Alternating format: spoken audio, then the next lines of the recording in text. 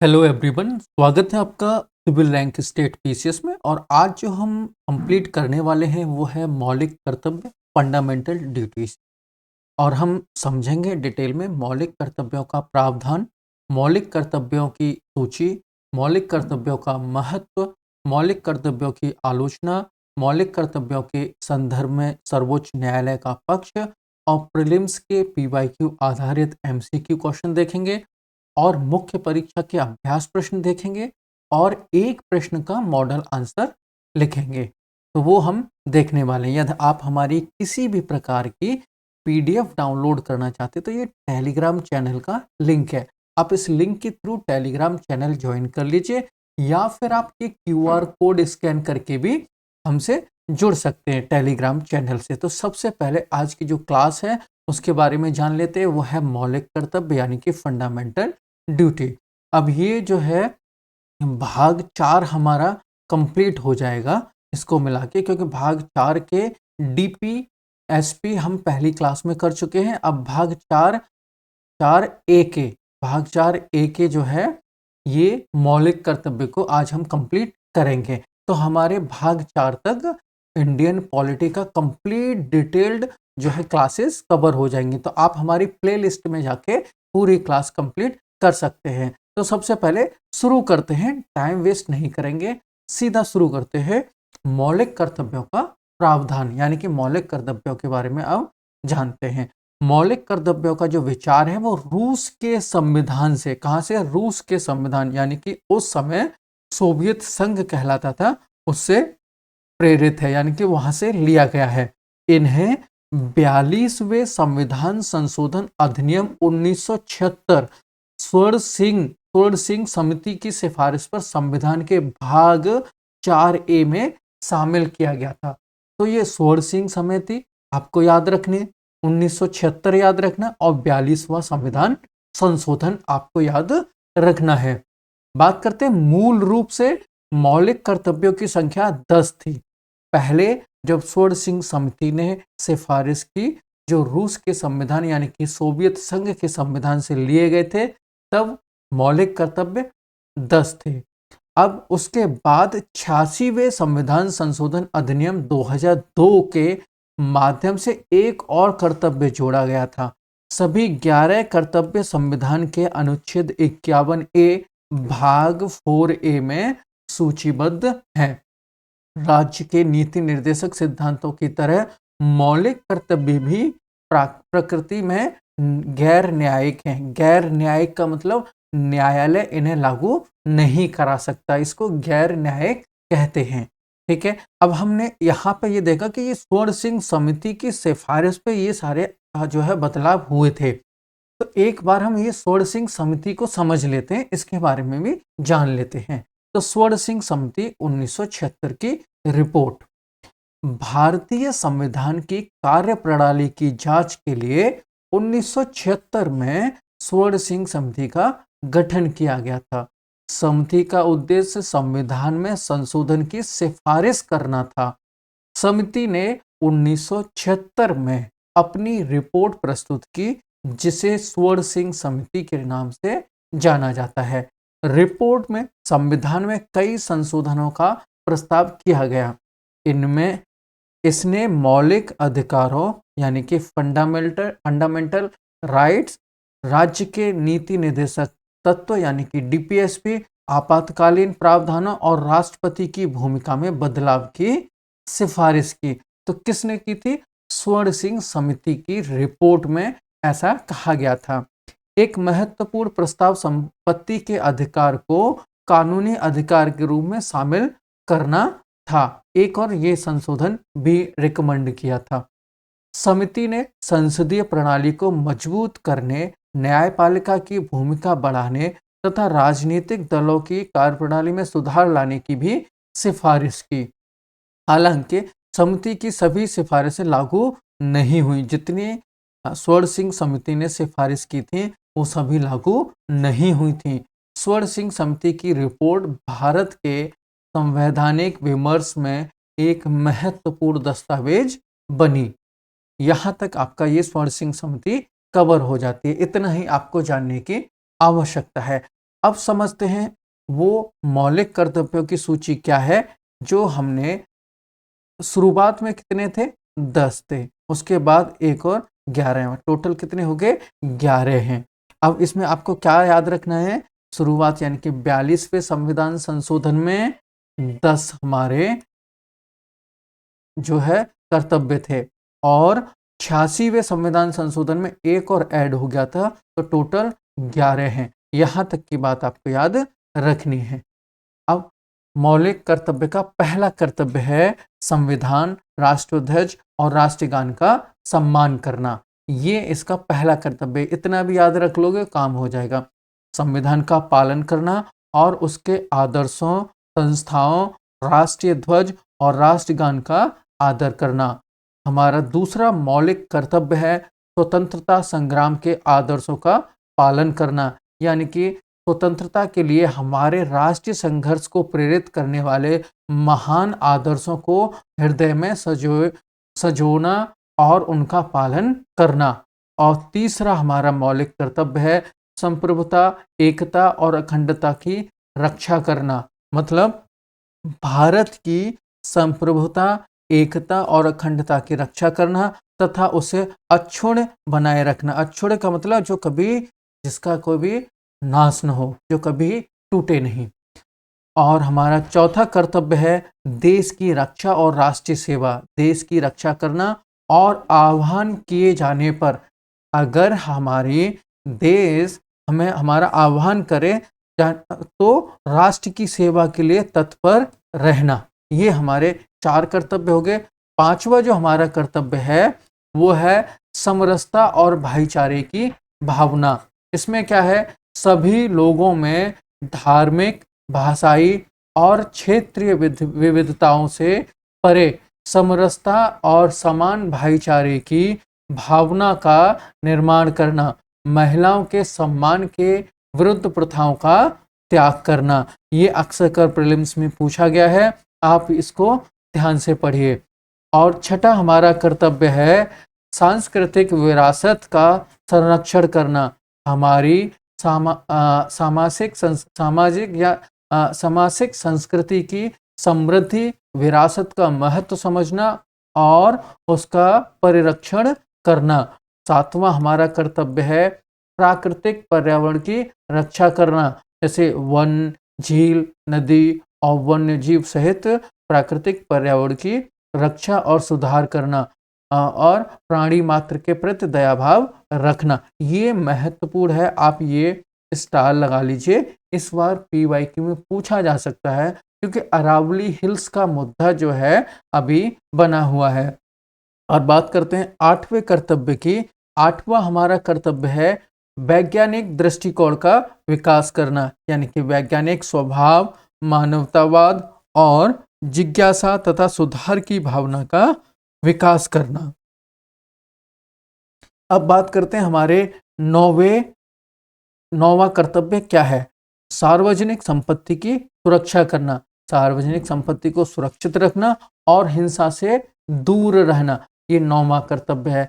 10वां कर्तव्य है उत्कृष्टता के लिए प्रयास करना, यानी कि व्यक्तिगत और सामूहिक गतिविधियों के सभी क्षेत्रों में उत्कर्ष की ओर बढ़ने का सतत प्रयास करना ताकि राष्ट्र प्रगति के पथ पर अग्रसर हो।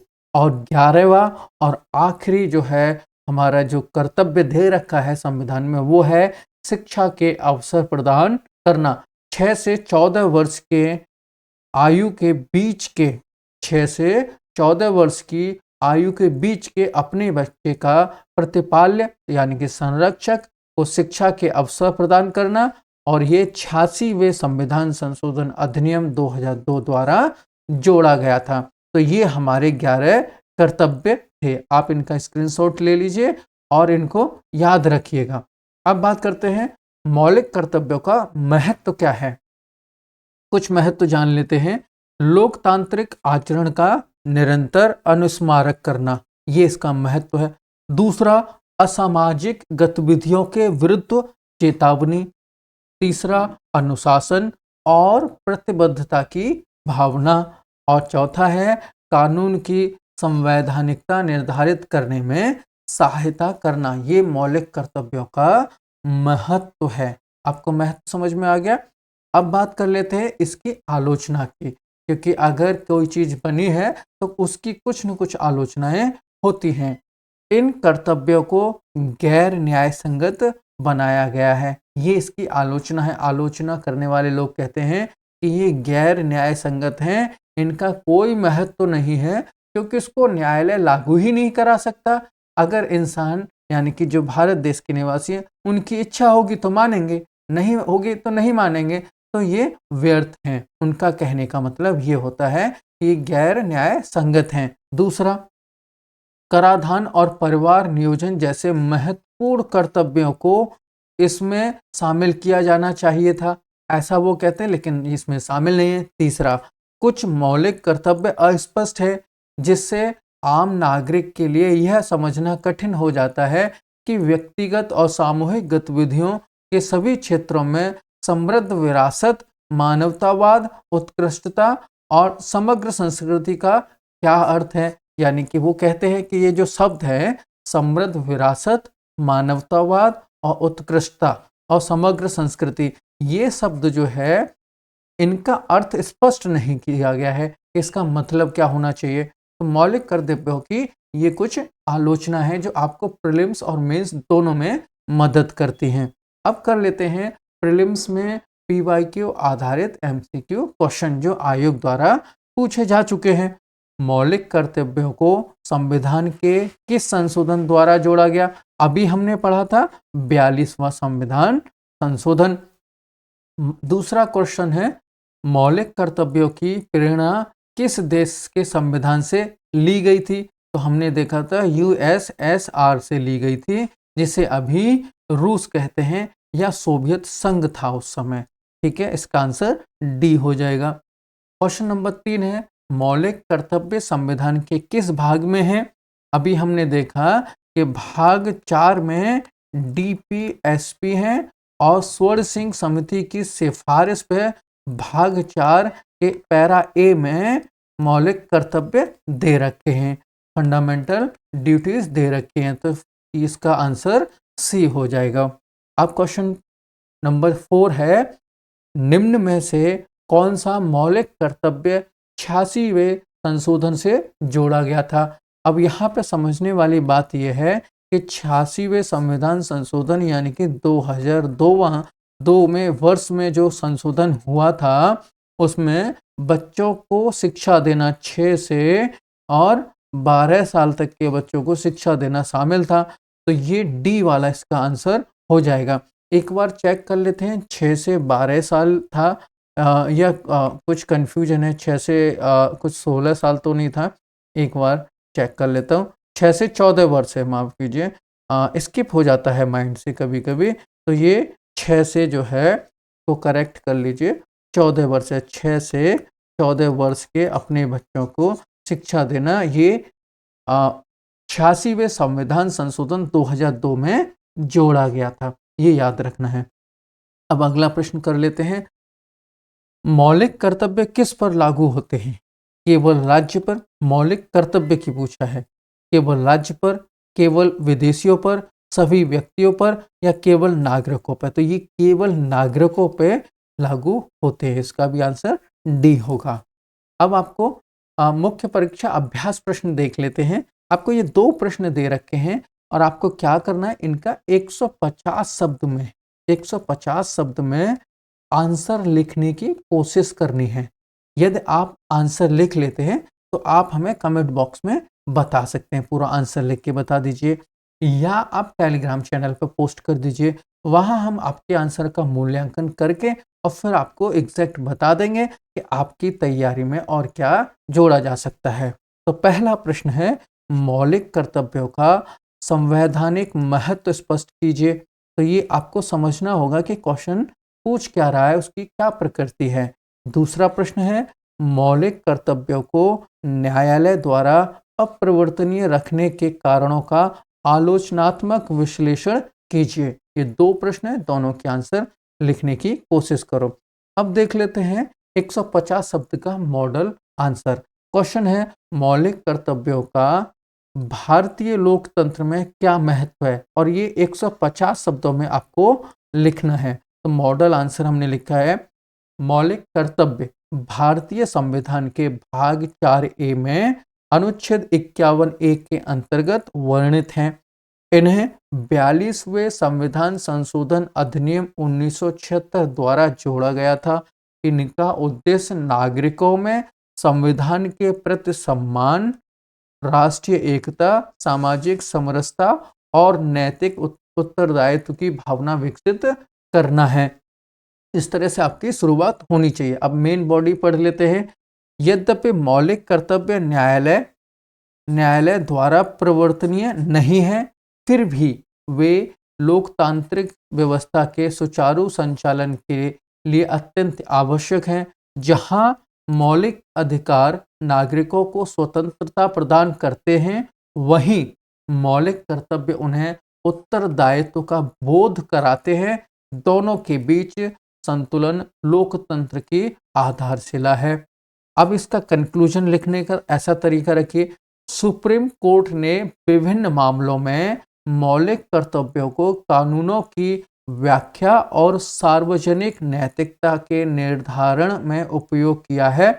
अतः मौलिक कर्तव्य भारतीय संविधान के नैतिक और वैचारिक स्तंभ हैं, जो अधिकारों के दुरुपयोग को रोकने में सहायक हैं। आप इतना कर लीजिए, आपका जो है मेंस का मॉडल आंसर रेडी हो जाएगा। आपको मैं एक बार दोबारा तरीका बता देता हूँ। सबसे पहले आपको करना क्या है, सबसे पहले क्लास करनी है। जो भी आप क्लास पढ़ रहे हैं, आप इस क्लास को कीजिए। ये स्टेप 1 है आपका। दूसरे स्टेप में उस क्लास के नोट्स रेडी कीजिए। अब नोट्स बन जाए, उसके बाद में उसके नोट्स रेडी करने के बाद में आपने जो टॉपिक किया है उसके प्रीलिम्स के किसके प्रीलिम्स के PYQ सॉल्व कीजिए। जब PYQ लग जाए उसके बाद मेंस का जो मेंस है उसके आंसर राइटिंग कीजिए उससे रिलेटेड। तो आंसर राइटिंग हो जाए, अब उसका रिवीजन कर लीजिए। यही पैटर्न आपको रखना है हर टॉपिक के साथ। आपका प्रीलिम्स प्लस मेंस दोनों रेडी हो जाएगा और एग्जाम क्लियर हो जाएगा। इस पैटर्न से पढ़ोगे तो। आपसे एक छोटी सी रिक्वेस्ट है, अगर आपको हमारी क्लास अच्छी लगी तो चैनल को सब्सक्राइब कर दीजिए और वीडियो को लाइक कर दीजिए, और यदि आपका कोई सुझाव है तो कमेंट बॉक्स में लिख दीजिए। अगली क्लास भारतीय संविधान में महत्वपूर्ण संशोधन हमारी आने वाली है, तो आप उसमें यदि आपका कोई सुझाव है तो बता दीजिए। एक और आपसे छोटी सी रिक्वेस्ट थी, हम जो है 30 ईयर्स के प्रीवियस ईयर क्वेश्चन पेपर लेके आने वाले हैं। क्वेश्चन पेपर लेके आने वाले हैं जिनका सब्जेक्ट वाइज सॉल्यूशन हम आपको देंगे, जिससे कि आप समझ सकें कि किस सब्जेक्ट में क्या ट्रेंड रह रहा है आयोग का। तो आप हमें कमेंट बॉक्स में लिख के बताइए कि क्या लगता है आपको, क्या हमें ये क्लास लेके आनी चाहिए, आपके लिए लाभदायक रहेगी, हाँ या नहीं, लिख के बताइए, जिससे कि हम आगे की क्लासों की तैयारी कर सकें। आज के लिए इतना ही। जय हिंद, जय भारत।